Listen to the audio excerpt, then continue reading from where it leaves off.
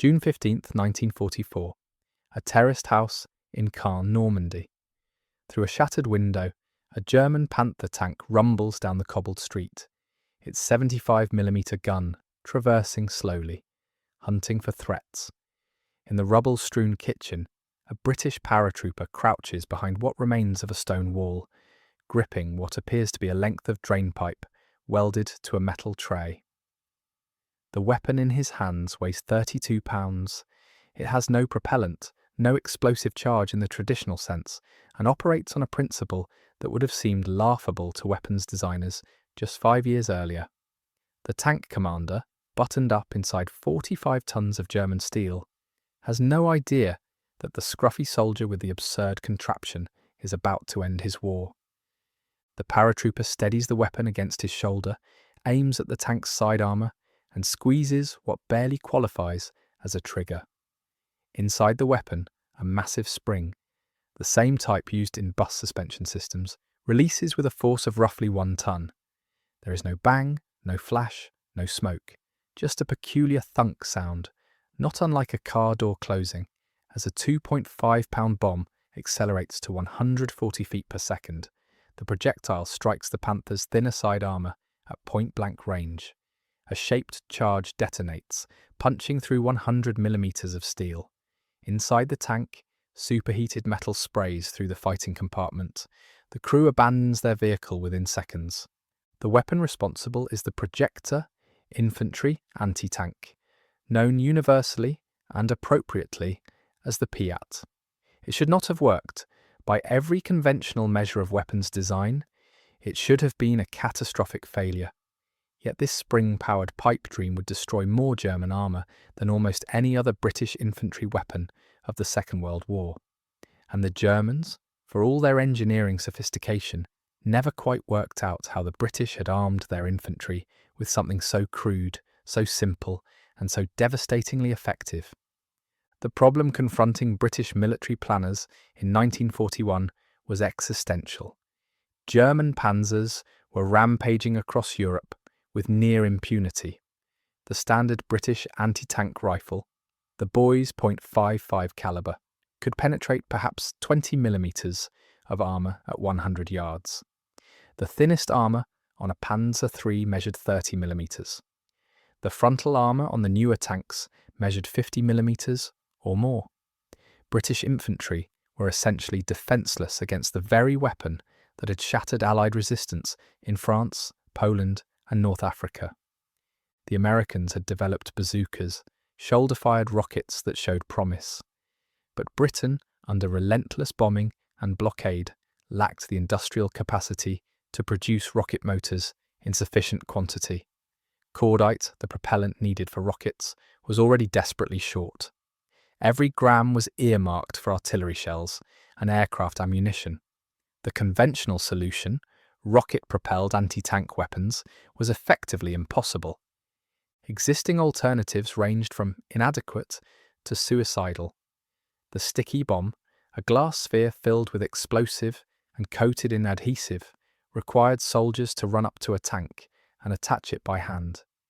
The casualty rate among those who attempted this was predictably horrific. The Blacker Bombard, a spigot mortar that could theoretically engage tanks, weighed 375 pounds and required a wheeled carriage. Infantry battalions needed a weapon that one man could carry, that required no scarce resources, and that could actually penetrate modern tank armour. The specifications seemed contradictory to the point of impossibility. British ordnance experts calculated that to penetrate 100mm of armour, a shaped charge warhead would need to strike the target at roughly 300 feet per second. Rocket motors could achieve this. Gun propellant could achieve this, but Britain had neither to spare. The challenge was to accelerate a 2.5-pound bomb to lethal velocity using no propellant whatsoever. It was a problem that, by all reasonable assessment, had no solution. The solution emerged from an unlikely source. Major Millis Jefferies, working at a secret facility called MD1, the Ministry of Defence's experimental department, tucked away in a former hotel in Buckinghamshire, had been developing the Blacker Bombard. His colleague, Lieutenant Colonel Stuart Blacker, had pioneered the spigot mortar principle. Instead of the projectile sitting inside a barrel, the barrel sat inside the projectile. Jeffreys realized that this principle, combined with an absurdly powerful spring, might just work. The PIAT, finalized in 1942, operated on a mechanism so simple it bordered on crude. A hollow tube, roughly 3 feet long, housed a massive coil spring and a steel rod called the spigot. To fire the weapon, the operator pulled back a cocking lever, requiring roughly 90 pounds of force, equivalent to lifting a large sack of cement, which compressed the spring and locked it in place. The 2.5-pound bomb, a cylinder with a hollow tail, slid over the protruding spigot. When the trigger released, the spring drove the spigot forward into a shotgun cartridge, seated in the bomb's tail. The cartridge detonated, providing just enough additional thrust to propel the bomb off the spigot at 140 feet per second, while simultaneously recocking the spring for the next shot. The shaped charge warhead itself was deceptively sophisticated. A cone of copper, lined with explosive, focused the blast into a jet of superheated metal, travelling at roughly 18,000 feet per second. Upon impact, this jet punched through armour not by brute force, but through a process called the Monroe effect, where the explosive forms a needle-thin stream of molten metal that burns through steel like a blowtorch through butter. The PIAT's bomb could penetrate 100 millimeters of armour, enough to defeat the side and rear armour of virtually any German tank in service. Manufacturing the PIAT required no scarce materials. The springs came from bus suspension systems, requisitioned from civilian stocks. The tube was simple steel, formed by any competent metal shop. The bombs themselves used standard industrial explosive. Production began at a facility in Herefordshire, with additional manufacturing at sites across Britain. Estimates suggest somewhere between 100,000 and 115,000 PIATs were produced by war's end, though exact figures remain classified. What matters is that British industry could turn out thousands per month using nothing more sophisticated than workshop tools and readily available materials. The weapon was deeply, profoundly unpleasant to use. The 90-pound cocking force meant that soldiers often had to brace the weapon against a wall or lie on their backs and use both legs to compress the spring. The recoil, whilst not as violent as a rifle, delivered a sharp kick to the shoulder. If the spring failed to recock, a not uncommon occurrence, the operator had to manually reset it under fire, a process requiring both legs and considerable desperation. The weapon was accurate to perhaps 100 yards on a good day, optimistic to 50 yards in practice. Beyond that, the bomb's trajectory resembled a particularly unenthusiastic rainbow. If you're finding this interesting, a quick subscribe helps more than you know.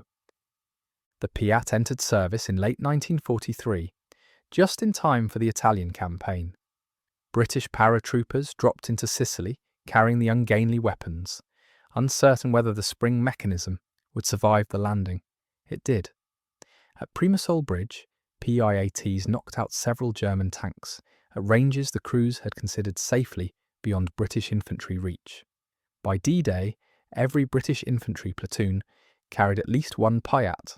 In the bocage country of Normandy, where hedgerows turned every field into a maze, the PIAT's short range became an advantage. Records of PIAT effectiveness are frustratingly sparse, partly because battlefield reports rarely specify which weapon destroyed which tank. What survives are fragments, paratroopers at Arnhem claiming 8 tanks destroyed over 3 days. A single PIAT team in the Ardennes knocking out 4 Panthers from a church bell tower. Scattered reports from Burma of PIATs used against Japanese bunkers, where the shaped charge warhead proved equally effective against reinforced concrete. The psychological impact on German tank crews was considerable. Unlike a bazooka or Panzerfaust, which produced visible smoke trails pointing directly to the firer's position, the PIAT gave almost no indication of where the shot originated. Crews reported being hit by what they assumed were small-caliber anti-tank guns, only to discover later that British infantry had engaged them from absurdly close range with handheld weapons. The inability to locate PIAT teams made German armour increasingly reluctant to operate in close country without substantial infantry support, exactly the tactical outcome British planners had hoped for. The Germans never developed an equivalent weapon. Their answer was the Panzerfaust, a disposable rocket launcher that was simpler and lighter, but required propellant that Germany, by 1944, could barely afford to manufacture. The PIAT spring mechanism required no propellant whatsoever. Each PIAT could fire indefinitely, provided it had bombs and a reasonably fit operator. The American bazooka, whilst more sophisticated and easier to handle, required rocket motors that demanded precision manufacturing and scarce materials.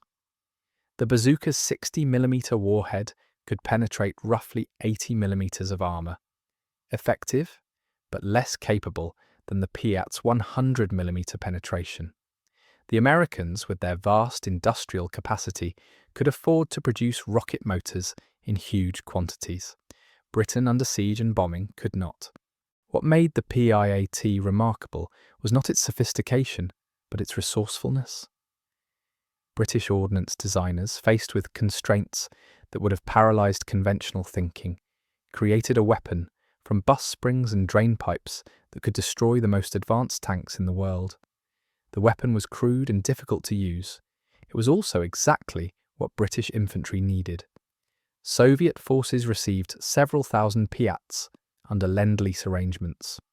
Records suggest they appreciated the weapon's power, but found the cocking mechanism absurdly difficult, even by Red Army standards. The Soviets preferred their own PTRD anti-tank rifles or captured German Panzerfausts. Canadian forces, conversely, used PIATs extensively and with considerable success, particularly during the fighting in the Scheldt estuary, where the weapon's ability to engage fortified positions proved valuable. Assessing the PIAT's actual impact requires acknowledging what the records do not tell us. Tank kill statistics from infantry actions are notoriously unreliable. Soldiers under fire routinely overclaimed. Conversely, many tanks recorded as damaged or mobility kill were actually penetrated by PIATs, but abandoned for other reasons.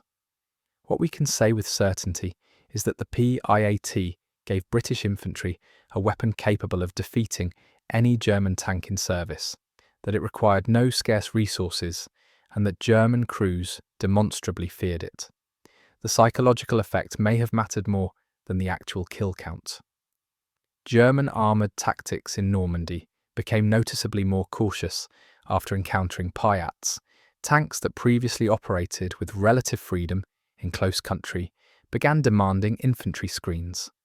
The mere possibility of a PIAT team hidden in rubble or hedgerows forced German commanders to slow down, to consolidate, to wait for support. In mobile warfare, delay is often more valuable than destruction. The PIAT's technical legacy proved surprisingly durable. The principle of using a powerful spring to launch projectiles reappeared in various experimental weapons throughout the Cold War.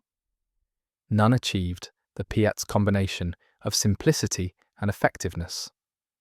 Modern shoulder-fired anti-tank weapons use rocket motors or recoilless rifles, both requiring propellant the PIAT dispensed with entirely. In this sense, the PIAT represents a technological dead end, a solution so specific to Britain's wartime constraints that it never found application elsewhere. Surviving examples can be found in museums across Britain, including the Imperial War Museum, the Bovington Tank Museum, and the Royal Armouries. Visitors inevitably remark on how crude the weapon appears, how improbable it seems that such a contraption could threaten a panther or tiger. Curators sometimes invite visitors to try cocking the spring mechanism. Most struggle to compress it even a few inches. The idea that soldiers did this repeatedly, under fire, whilst a 45-ton tank bore down on them, tends to adjust perceptions of what desperation and necessity can achieve. June 15th, 1944. A terraced house in Caen. The Panther's crew is running down the street, hands raised, whilst their tank burns behind them. The paratrooper with the drainpipe weapon is already loading another bomb, compressing the spring with his legs, preparing for the next target.